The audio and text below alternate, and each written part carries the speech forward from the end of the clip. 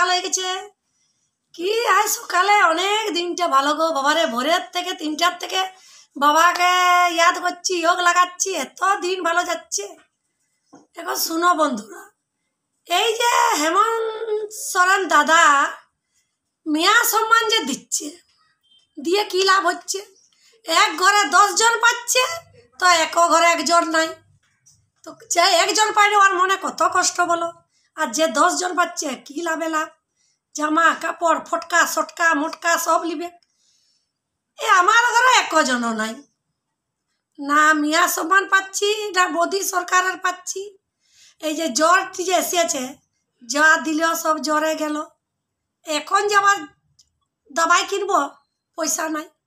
কত বলছি হেমন্ত সোরেন দাদা দিয়ে দাও মিয়া সম্মান পয়সা 2500, না। ঠক ঠকা ঠক ঠক ঠকা ঠক, ভোটের সময় বলে দিল সব মা বোনেরা পাবে 2500, ঠক ঠকা ঠক ঠক ঠকা ঠক ঠক।